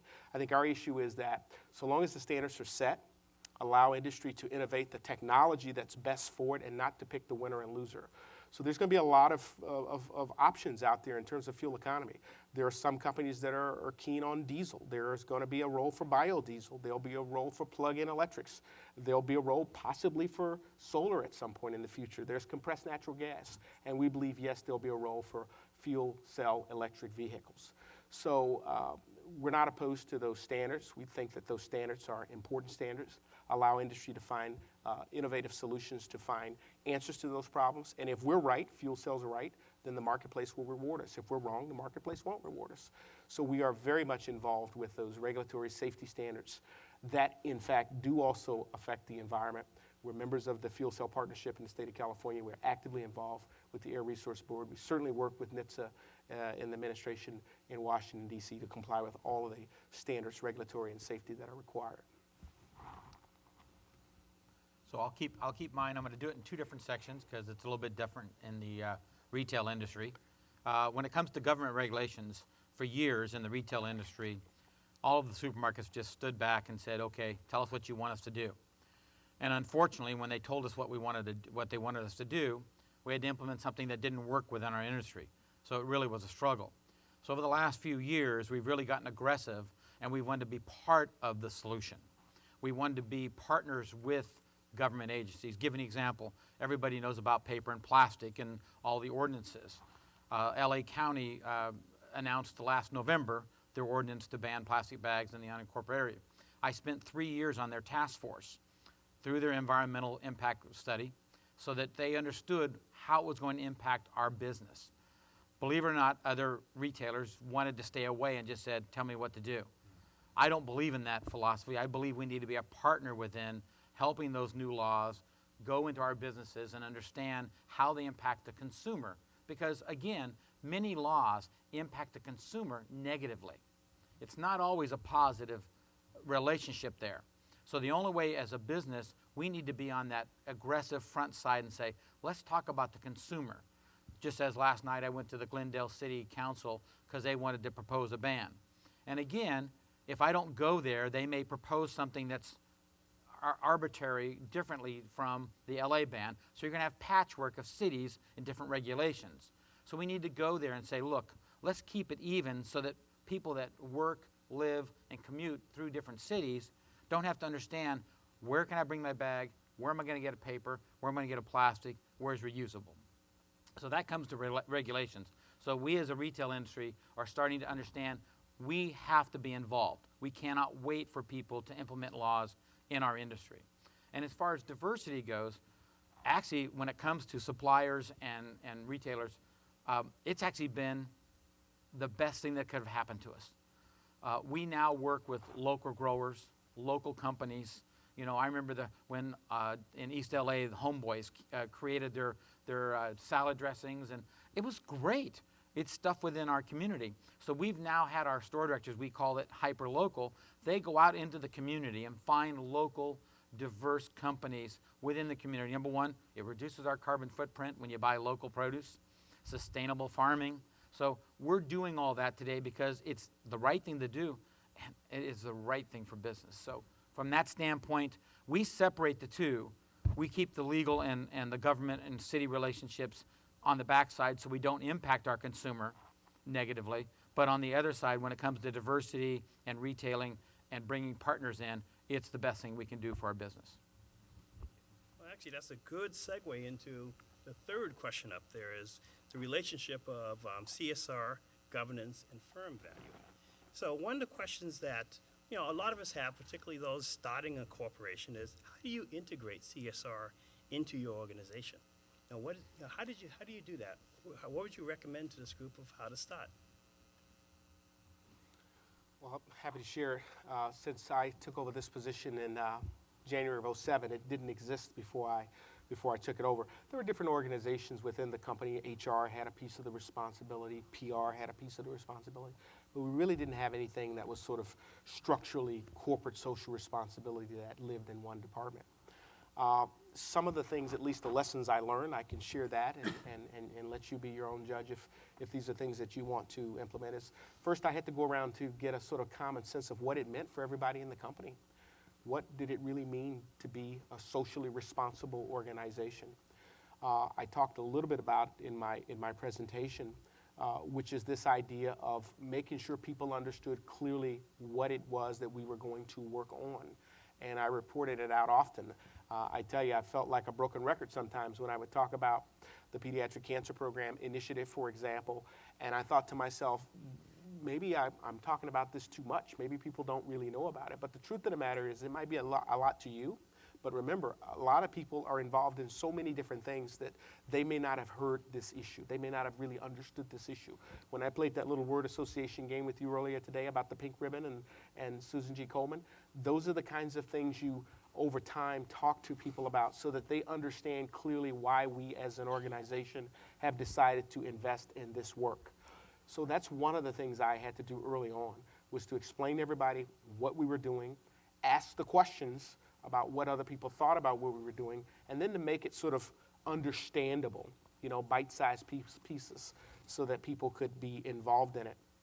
The other thing is having your stakeholders invested with you. In my case, because our office reports to the Office of Chief Executive, our senior-most executive offices in the company are committed to this.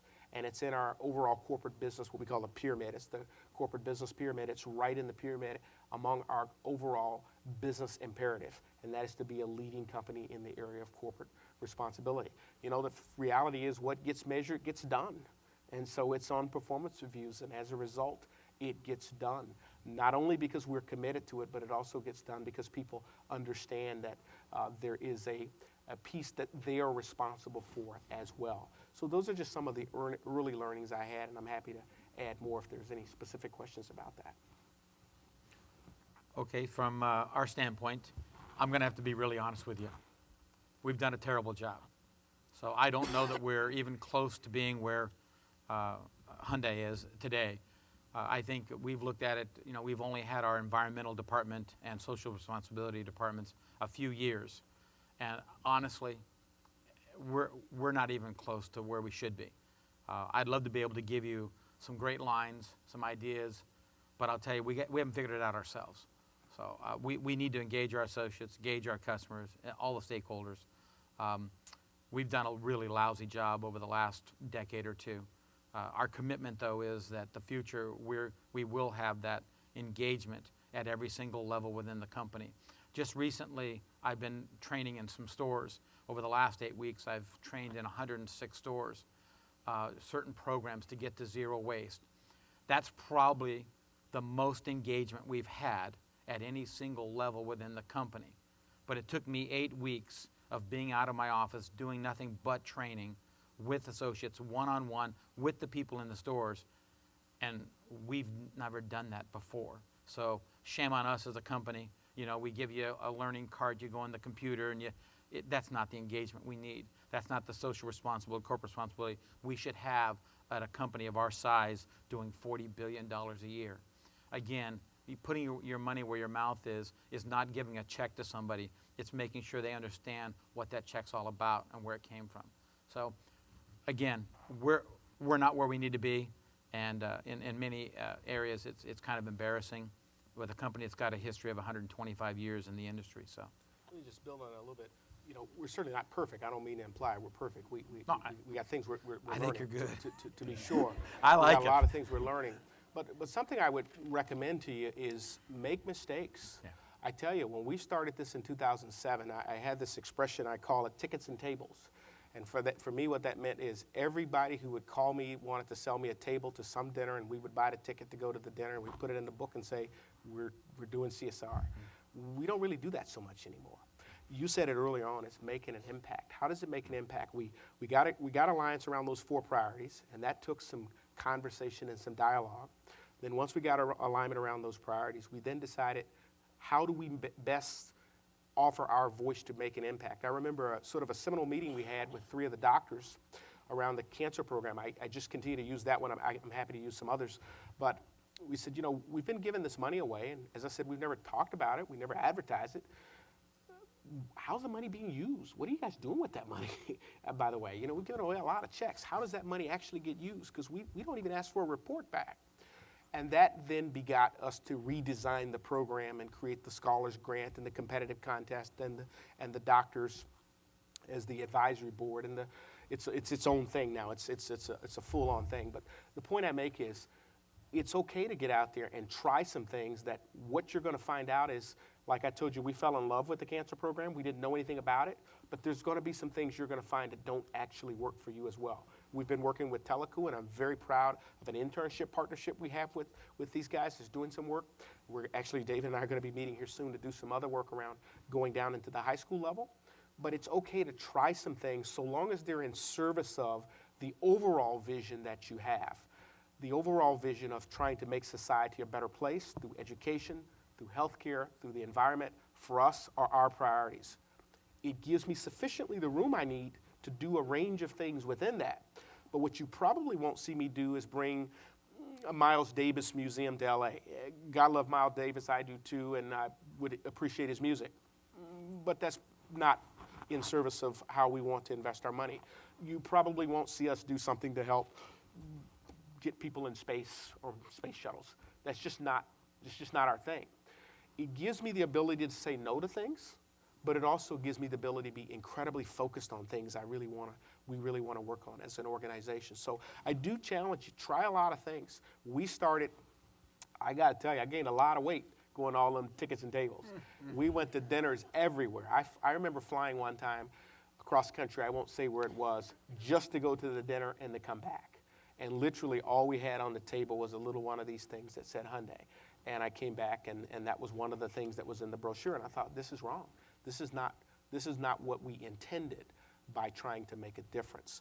How can we be involved? So David and I meet at this wonderful restaurant called Tamayo's, which is next door to their place. 2 for 1 on Thursday nights with my card. Encourage you to go. Some of the best food in East LA, and some of the best food in Los Angeles, frankly. And we had a conversation, and the conversation went something like this. David, we want to weigh in on the issue of high school dropout rate. It is simply a crisis in our community that the high school dropout rates are approaching 50% plus. In East LA, in some schools, more than 60, maybe 70%. That is not acceptable. We have an interest in this in as much as long term, not like 20 years from now, but like 2 years from now. We need to hire people, and we need people who have a high school education. How can we have a voice in that area? And we had a conversation, and that led to the development of a program. So I'd say have a vision about what it is you want to do. Try some stuff. You might make some mistakes, and I don't think that it's important that you be at the $43 million range. That's over the top. That's the big thing we do. There are other many small things we do. We're doing a program right now. We're doing a food drive with a group called Share Ourselves. It's a food pantry in Orange County. We're going to raise food for them. We're going to raise barrels of food and give the food away to them. And last year we gave a few $100s in gift cards to the grocery stores as well. So just try different stuff. Make sure it's Albertsons. Make sure it's Albertsons. It's definitely going to be an Albertsons food card we're going to give. Now, I was counting on and you we'll on the support Miles that. Davis Museum, but now we're Miles gonna, Davis, now we're going to have to take that now one we're off. gonna have to And ask, I love Miles Davis, by the we're way. gonna have to so. ask Rick for the money now. So Jay, before you answer, because you have a great model, the one thing I wanted to lead into where I think you're going for your answer is, a lot of people know a lot of cause marketing with CSR, meaning with the pink tie, the pink ribbons, that a corporation may say, okay, I'm CSR because I sponsor breast cancer, and that's a good thing. But with the model that Jay's going to talk about, they have really institutionalized this in their company. So when I ask him, how do you integrate CSR into your company, you say, I say, dum-dum. I like the word institution, and that's a word we use a lot around our company. The founders of TELACU, their goal was to create an institution in a community that lacked institutions. If you drive around East LA or unincorporated LA or the southeast cities, Commerce, Bell Gardens, you really see the remnants of the industrial age. It looks a lot like Detroit or Western Pennsylvania or just abandoned factories. And when those factories left, nothing came in and took place. And the unions left, the union hall shut down, the Elks Club shut down, the Rotary, everything that was there just shut down, other than churches, schools, and jails. And TELACU, our mission statement is to be a pioneering institution committed to empowerment, advancement, and the creation of self-sufficiency. And TELACU, or as they say in East LA, TELACU, has become an institution. When you talk to somebody from East LA, oh yeah, TELACU, of course. And it's become an institution in that community, a service provider on many different levels and throughout. I'd say the biggest challenge for any of us who are managers, and many of you in this room either own businesses or manage components of business, is integrating anything throughout your company. You know, getting everybody to show up in the same shirt on one day is a challenge. You know, it's management. It's a lot of work, inspiring and motivating and coordinating and carrying it out. Something we've done a lot of is, you know, with that vision of being an institution, a pioneering institution, how does each of our 13 subsidiaries meet that mission statement? Because we have not just profit responsibilities from our subsidiaries, but also mission responsibilities. So in the companies that I have operational oversight over, our construction management company fulfills our mission by the creation of community assets. That's how that company does that. You know, that's how it meets that goal. That's how it meets our mission. The other interesting thing on integration is I'm often on the flip side of the integration when we go to work with some of our corporate partners. And we've spoken about David Lizárraga is the chairman and the founder of TELACU. And a lot of times what happens is we'll enter into a relationship with a corporation who would like to participate in our education foundation. And over the course of a conversation, usually at a restaurant, Tamayo's, if anyone's in East LA, please come by. 2 for 1. 2 for 1 Thursday night with my card. 5 to 6 p.m. only. Often over the conversation, they'll say, hey, this is great. We're working with you at the foundation. Why don't we get one of your businesses to come do some work for us? And this is often either at a community, kind of the community liaison person, or even at a CEO level. They say, this is great. You know, I'll use an example that's not at the table. We're a bank. It would be great. Why don't you build one of our banks? We'll use workers from the community. You can come in, and I bet you the city that we're building this in would love to see you guys engage in this also because they know you and they can do these things. And then you go out and you go to meet the division manager who's in charge of maybe the construction of the bank to talk to them. And he looks at you and says, well, I don't know, what are you talking about? Have you ever built a bank for us? I said, no, we just met with these guys and said, we really want to work with you and all these great. He says, yeah, we only use guys who build banks for us already. I mean, we got this figured out. You know, and that breakdown in integration, which I appreciate Rick's candor on it, that breakdown in integration is something we see all the time in trying to do business with our subsidiaries, trying to break kind of go beyond, not break, but go beyond kind of the grant cycle, go beyond just working with our foundations and look at actually being engaged as a business partner. We see a lot of breakdown in integration there. And it's a challenge we haven't quite figured out how to overcome. And I will say I have a specific example where that happened, and the project's still not built. And I would see our company could have really provided value in terms of being a community partner in facilitating the planning and development process on that job. But since we didn't fit in the right box at that time, since it didn't quite match up right there and things weren't integrated company-wide, not only are we not working or engaged, the job's not happening. So it's something that we see as a real impact to business on a lot of different levels. Well, we've got a lot of questions on the written format. What I'm going to ask is for you to read one and one of the panel members just to answer it, whoever wants to jump in. So who has those blue cards over there that I can't see? Read away.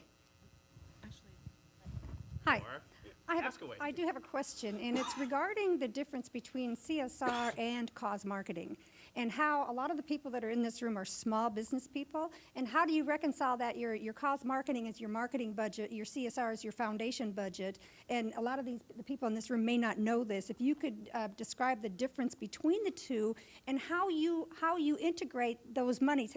Can you marry those monies, and how do you do it? And your foundation budget. Well, for us at Hyundai, it's real simple. Cost marketing is run by the vice president of marketing. CSR is run by me. It's different. And you're right, they're two different funding streams. Cause marketing is consumer marketing with a purpose. It's consumer marketing with a purpose. CSR is, as I described earlier, trying to make a difference in your community for the purposes of doing good. You didn't see a car attached to that commercial I just ran. It was one of the highest rated commercials we've ever run. It was 50% of our marketing budget this month, by the way. But when we go out and we want to talk about that we want to get involved in some sort of college football campaign, and it's involved in something retail, the difference for me is the tripwire is we're trying to push the retail product in association with or connection to something that is related to that idea. That's where it differs. And they're two wholly different budgets, at least in my organization. They are, mine is a lot smaller, so they're very different. Okay, another question? Hello, can I have my card? All right, thank you. That's not it.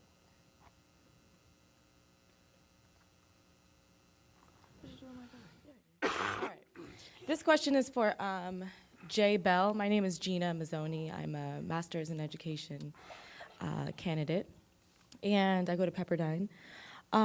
You mentioned that your students are not interested in going into business after they graduate, and this information is very reflective of low test scores in math and science, not only in California, but throughout the country. So I was wondering, how do you motivate or encourage your students to perform well, not only on tests, but also go into the business industry? No, thank you for asking that. With the students we're working with, it's not a reflection of test scores or performance. Most of the students have done quite well in school, although I share your concerns across the broader group. I think the question for the thing that we're working on, and we don't have it figured out yet, is how to communicate to our students in a accurate and honest way that working at a business is a way to give back in your community. Our students, most of them want to end up teaching or community organizing, which are great places to be to impact your community. But we want to encourage them also to enter into the mainstream marketplace. If my boss was here tonight, the story he would tell is years ago we were going for a loan, and we were getting the loan docs approved, and it was a refinancing of our industrial park that we own, 50 acres. And when we got done with the deal, I'll tell a story for him, I don't tell it as good, but when we got done with the deal and everything was complete, very professional woman who was responsible for executing the documents of the bank, said, Mr. Lizárraga, before you leave, there's one thing I wanted to talk to you about. I said, okay, thanks. She looked over and she said, "Thank you for the scholarship. You put me through school." And it's only when we can get our students into the community as a whole, meeting all the different needs of the community, that we can then see the greatest impact back on the community. So that's how we're encouraging right now. A lot of that work we're starting, we have TRIO and Upward Bound programs that we administer. So a lot of that work is now starting at the middle school level and trying to, I think that's long-term probably how we're going to impact it, is starting as young as possible, seeing that you can impact your community and the world by engaging in businesses. How do you measure CSR to your organizational stakeholders?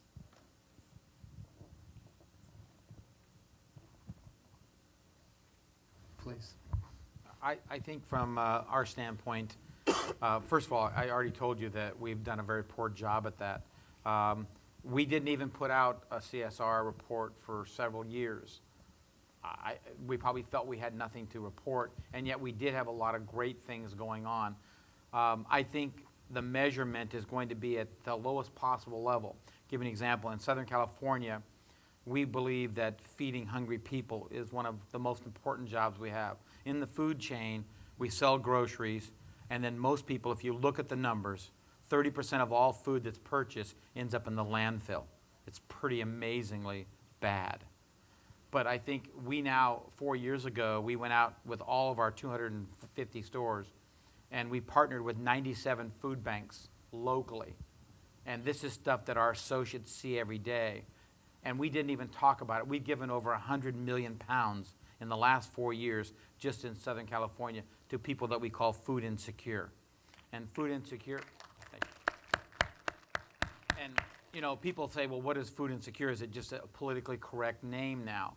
You know, because in the past it was always unemployed, homeless, but it's not. In today's economic environment, it's any person who may not know where one meal's coming from in any given day. And that's people within our community. It's people that are our customers, and unfortunately, for many times, it's probably some of our associates. So understanding that, our associates really understand giving back to the community and what it's all about when it comes to that type of process. So engaging them, we didn't talk about it for 4 years. Now we're starting to understand we have a lot to talk about. And so we're now putting out a CSR every single year and trying to get to as many people at the lowest possible level to understand what that's all about, our social responsibility. Okay, and another question. For a student looking to enter the field of CSR, what are your suggestions?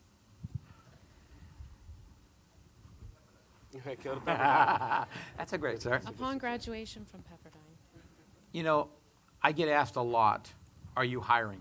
You know, Rick, how do I get on your staff?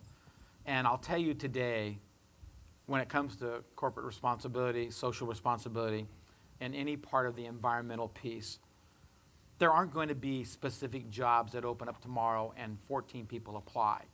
It doesn't happen that way. I think, again, like you talk about, getting back in within your community, I think each business is going to look to every single associate, stakeholder that's involved. Where can you grow within your business? I started 40 years ago burning cardboard. Now I'm hugging trees. So you get the picture that you don't have to go, to USC or UCLA, go to Pepperdine. But the point is, it's not about going in at the ground floor saying, I'm going to be in social responsibility. Get into a business you love, grow within the business, take your talent, your passion around that particular subject and grow into that position, and understand that people will always be looking to garner new support, most of all from within, but sometimes from the outside. So I don't know that there's going to be that we always talk about green jobs tomorrow and all this other stuff. They aren't going to happen like that. I think that people are going to understand that they need to understand we love education. We support our associates every single year through grants and through paying for education at certain levels. And we want them to grow within our company and become better stakeholders at higher levels as the process goes. Yeah, I agree with that. Yeah, what I see as a career trajectory is I see a lot of people starting out at traditional frontline not-for-profits and developing a skill set. So on the environmental side, they may be working in the environmental justice movement or the parks movement or something along those lines. And then as they progress and develop, moving into a corporate position in those areas. On the financial side, I see it in groups like greenlining. I'll see people start out there right out of college, and then they'll move into traditional banking. So, and I think it's great because it can radicalize a traditional corporation when they bring in somebody who's got a different skill set. Walmart's hiring people who've been working for Maldev lately, and it's an interesting twist. May I make a comment? I want to go back to the question you asked about how you measure it. The reason I want to go back to that is I think that's an extraordinarily important part of what we do. Because these are for-profit businesses, most of us are, certainly your model's a little unique. One of the stakeholders you continue to be challenged by in the course of doing this work is the finance community, because we don't sell anything. We don't create any revenue. We are in effect an expense. I mean, what we do is we're giving away. And so the measurement piece you talked about is incredibly important. It is very, very important, and I can't express enough, so as to show the value you're bringing back to the company. So we do a couple of things. One is this global report. Not only does it recap exactly where the money went, but it reminds people why we're doing what we're doing. We do something, we have a website. And on our website, we list these things that we're doing and include, for example, press releases accordingly. We have something called the ECM report, the Executive Committee report, every 2 Mondays a month. There's a range of things that they look at, from sales to market share to so forth. But right at the bottom, there are some CSR activities. We talk about how many activities we did for the month and what we spent in those activities. We do a wrap-up report after each event. The Martin Luther King Jr. Memorial on the Washington Mall, you may have read or seen in the paper, and some may have actually gone to it, was just unveiled in Washington, D.C. for the second time, because the first time Hurricane Irene caused it to be canceled. But we were one of the leadership level donors, which is the $1 million donors or greater, to that memorial. So not only did we sort of go and make our contribution, but we had a tribute lunch where we had the very, very sort of great opportunity to have 2 of Dr. King's living children join us at the luncheon, as well as Ambassador Young and others at the luncheon, and from which we had photos from that we were able to provide in an internal employee report. That reminded people exactly why we did what we did. They saw it, they could visualize it, they could actually internalize it. Our company, last year, we started to require that at the vice president level and above, each vice president had to be committed to one foundation board of some sort as a way to show leadership in that area. And we do an employee newsletter. Now what we're moving to, we're working through the HR community, is to allow us to give employees credit for taking time off to do these things. If you take 8 hours and you want to go volunteer for Habitat, or you want to work with Mothers Against Drunk Drivers, that doesn't cost you a vacation day, that it actually is something we encourage. So the measurement piece is critically important. It's sometimes difficult. We're having this discussion right now. Our CSR agency is Ruger Finn. Joe Foster's in the room. We're having this discussion of trying to turn into something quantifiable this idea of investment versus activities. I can tell you how many millions of media impressions, how many press releases, how many journalist stories, how many photos we got, how many positive mentions we got. But how to convert that into something quantifiable, that's all qualitative stuff. How to turn that into something quantifiable, I guess the media impressions are quantifiable. You could convert that into the cost of what the media would have cost you to buy it.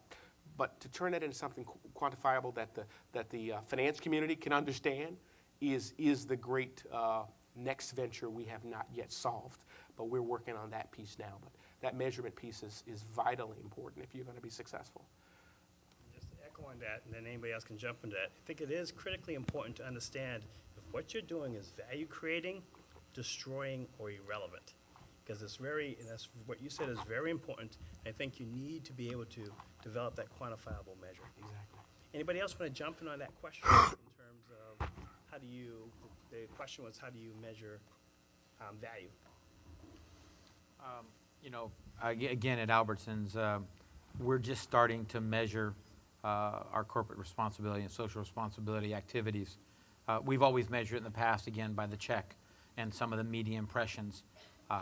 That to us never delivered the ultimate stakeholders, which is our associates, the involvement. We've done a lot of volunteers in action. We do a lot of that. Again, we've never measured it. It was one of those things we just felt it was expected by us. So again, we're on that very infancy age stage where we're trying to measure it and understand so that we can continue to grow it in the future. Another question. Hi, I chair or co-chair the very budding CSR committee for my company, and I feel that it's largely a secondary concern of the corporation. They kind of want to have the meeting once or twice a month, listen to the ideas, initiatives, and then dismiss them as quickly as possible for things that they feel are more directly related to the bottom line. And so my question for the panel would be, as champions of CSR at companies where this is a new thing, how do we get the attention of the decision makers, especially sales and marketing, and just get them to take it more seriously? I'd love to weigh in on that because I've been there. We are with you, kindred spirit. I spoke about this just a bit ago. Because we don't sell anything and we don't create any revenue, it does become difficult to convince stakeholders to understand what you're doing. My first advice is you got to find a champion in the company that's sufficiently high enough in the organization that they can influence others. I have the great fortune that our champion is our Chief Executive Officer, John Krafchick. In his case, he had a 17-year-old son at the time that had some issues that they thought was a brain tumor. It was not, fortunately. There were some other issues, but it was not a brain tumor. He got it as a parent, having gone through this and seen what this was all about, and he put his full weight and office behind this. And it's pretty interesting when the CEO gets behind your program, how the rest of the organization falls in line. We were there before that, but he was very much a big champion. Find the champions in your organization that can influence others, and tap into their passion for this work as well. When we were making the contribution to the Dr. Martin Luther King organization, our chief executive coordinator is a man called B.H. Lee. Grew up in Korea, but understood the works of Dr. King from a person growing up in Korea and was very passionate about it. And it was very easy for him to get his arms around this kind of investment because he understood what this was. That's very, very important as you are starting your work. And then I think one of the things that worked for me is I reported out regularly what we were doing. I reminded people what we were doing. When we drove that fuel cell coast to coast, no one had ever done that in our company, driven a car 4,600 miles. Joe Foster actually drove it. We sent a report every day to explain what we learned and what happened. And people got excited about this technology and where it goes and what it suggests for the long-term future of our fuel economy strategy. I'm not an engineer. I'm not a scientist. I don't even know what makes that thing work. I just know how to drive it. But I do know how to tell them what my experiences were through my eyes. When we relaunched the Hope on Wheels program, we had we sort of referred to as a poster child. And we understood that in order to make this real for people, they had to understand who the person is we were helping. So we identified a national spokeskid. In this case, the girl on that banner, her name is Brianna Comerford. She's 13 years old. She's 3 years in cancer remission, but she had a very serious cancer. We take her with us around the country, and she tells her story to people, and people then start to understand this isn't abstract, this is real. So whatever your issue is, smoking, not smoking, weight gaining, losing weight, whatever that issue is, find a way to get a champion, turn it into something real, and to remind people regularly why you're doing what you're doing. And it's incredible how quickly those butterflies will leave your stomach and move into theirs, and they'll get excited about it. Yeah, two quick things to add to that. See what your competition's doing. If a competitor's doing it, that's a great way. I hate to say it, but sometimes shaming your management into it is successful as well. So look at what your competition's doing. And then sometimes you can find a client or customer who will ask for it. You know, that's another way to advance an idea internally. Sometimes you have to go outside and look at your competition or your client's expectations, and then that can create the change inside. A natural stakeholder, by the way, in most companies, I don't know how big your company is your PR department. That's a natural stakeholder to work with. Last question. Good evening. I must preface my question by saying that you're doing extremely wonderful things. My question is, 14% of individuals with intellectual disabilities in California are employed. I want to know what your current efforts are if you're currently hiring individuals with intellectual disabilities, autism, or other disabilities, if you're providing training to them, and what are your efforts to retaining them? If your answer is that you're not currently doing that, what would be helpful to your organization so you could either embark on those efforts or increase those efforts? Okay, I'll go ahead and start off. The fact is that we have 18,000 associates in 249 stores, and we have 35 DCs across the company. We do hire all kinds of disabilities. A lot of times we'll require sometimes there to be a coach because it allows them to not feel embarrassed, or it'll also allow our customers interaction with them. And what we've found over the last 30 years of hiring, whether it be deaf or disabled or autism, we find that actually they are the best and most loyal associates we have. I mean, once you've done the right thing for them, whether it be with their family or them as an individual, they love us. We have some people staying in the same position because that's what they love for 28 to 30 years. And customers, I'll tell you, I would never want to be that district manager or store director that transferred that associate to a different store. I'll tell you right now, it wouldn't happen because the community rallies around those associates that we put on the front lines every single day. We find very, very small issues that we can't solve or normally. So it's been a practice in our industry for decades to hire anybody from a diversity standpoint to disabled or any other situation. So it's the right thing to do. Same here. Yeah, we have people with various levels of capacity, both physically as well as that have mild mental disabilities that work with us. In fact, this coming weekend or weekend after, Special Olympics will be in Orange County. We're going to be one of the sponsors, and one of our team members is actually competing in one of the categories, in a baseball category. So we're very excited about that. Real excited about one of our dealers has a call center. When you call his dealerships, he's got many dealerships throughout his city, but when you call the call center, any number you dial, they all go to that one location. And those folks that work that center for him do have physical disabilities and as well as some minor intellectual disabilities as well.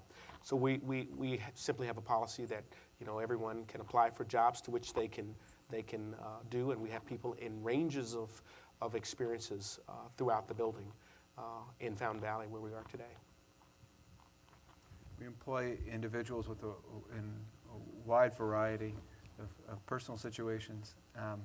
But the thing I could add to this that I'd be very interested, you said what information would be helpful. Something we've been looking for, to give you a specific response, is for partners on federal contracts who are companies or organizations that could provide members of the workforce that have disabilities or other issues associated with that. So I'd love to talk to you some more about that afterwards.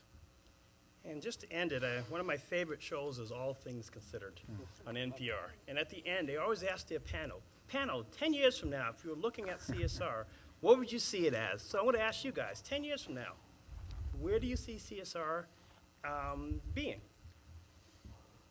I see it just ingrained in every single company as they move forward. It'll be a necessity, not an option. It'll be something that everybody will be involved with at every level. I think they'll be interested in it, and most importantly, they can't wait for it to come out. That's when you know you've been successful. When people, from all over our country, from 38 states, and we have some states where they may not be as progressive as we are, and they look at me and they say, "You're doing what and where?" "Oh, that's just California." I said, no, it's not just California. And that was 4 years ago. In fact, many times I was on calls and I would say, we're doing this, and on the other line there'd be a senior vice president, and he'd go, what, are you crazy? I said, no, we're not crazy. We're just ahead of the others. And now some of those vice presidents call me every day and say, how do we get this implemented? Because they want to be there. And so I think that's when you know you've been successful in corporate responsibility and social responsibility, when you have everybody calling, going, how do we get on that? Because we want to be there. When that report comes out, you want to see what you've accomplished there. And that's when it's exciting. We're not there yet, though, but we're getting there. 10 years you will be. Yeah, absolutely. You know, yesterday's nice to-dos are today's need to-dos, you know, with the microwave generation. As our society continues to evolve and things we never even knew about, some of us never even conceived a cell phone. We just didn't know we would need a cell phone. I've got 3 now. I think we as an industry, as an organization, will continue to evolve to meet society's needs of tomorrow. And as such, I think CSR will be with us always. I think it will continue to get elevated. I think that the discipline of CSR, we as practitioners, is being elevated in the organizations. I think there was a time it was, as I said, buried in HR, you know, community relations, and you always had somebody to answer the phone to give away money to local Boy Scout, Girl Scout baseball teams. But I think now we are getting how this work, in fact, can alter consumer behavior and can, in fact, change opinions about products. And that starts to deal with financial decisions about your company's ability to be successful. You know, I make the argument in our organization anyway that our marketing spend is more effective than traditional media, traditional marketing, because the nature of the relationships we create are much deeper. So we had 110 million media impressions, and the secret is I didn't pay for any of those. Those were media stories that were told about us on TV, on news broadcast programs, on various types of TV shows, and they're not 30-second spots where somebody was paid to say, look at us, we're a pretty good company. These are deep, rich stories that people get into to really tell others about the essence of what your company stands for. There is no greater spokesperson than a third party who's speaking on your behalf.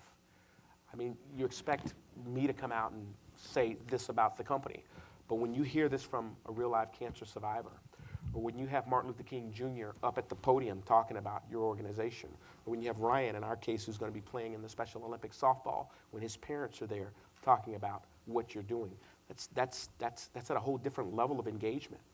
So I argue it's going to be elevated. I think the role of traditional marketing will get redefined, because I think what we'll learn, it's a more efficient spin, and I think it's a better spin. Selfishly, I'm biased, but I also think that it has the long-term potential, frankly, of being at the level as the marketing activities are, with its own business goals, its own business plans, its own budgets that drive the opinions about who and what these companies are. We are the souls of these companies. We're the ones that define what these companies mean when they say we're company X. What does it mean to be company X? The CSR community is what's telling that story, not the paid media. You know, we live in revolutionary times right now. 1,300 cities are occupied right now. There's a significant protest movement in America growing, and a fair amount of that criticism is directed towards traditional corporations who have a shareholder-based model. And we've come close over the past few years to the United States government owning significant portions of banks, significant portions of the auto industry, which means we would all own those. So we live in quite challenging and trying times right now. And I agree with my colleagues on the panel that we're only going to see more in terms of corporate responsibility. And if I were to look ahead a decade, I could absolutely see a time when the social entrepreneurial model, where you have a not-for-profit owning businesses, grows and expands as an alternative to the shareholder corporation, and the shareholder corporations actually progressing in the not-for-profit work that they do. Zafar, you brought up a point. You said, hey, we don't own hospitals. Well, you may someday. You know, because I know right now when Hyundai gives $1, a while ago they would have just given it to the Boys and Girls Club. Now when they give it to cancer research, they want to know where that money's going. And I see as a natural extension growth into the actual providing of not-for-profit services. You know, for Albertson, taking on hunger, well, you've got food. You know, it's not too far of a step to say, well, we're going to take hunger within our community by looking at how we handle food, not give money to a not-for-profit. We'll actually hire those people at that not-for-profit to come run that for us as a part of our business, because that's going to become important to us. So I see these lines becoming more blurred and things being more integrated as really as consumers ask for more, because that's all this is generated from consumers asking for more from companies. We are generating all this. And I can continue to see companies, as it works in capitalism, driving themselves towards what consumers are asking for.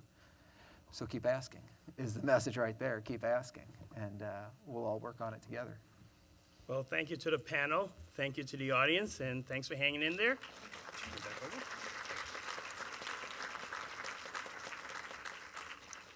Thank you to our distinguished presenters, our moderator, Dr. Steve Kernan, and our panelists, Jay Bell, Zafar Brooks, and Rick Crandall.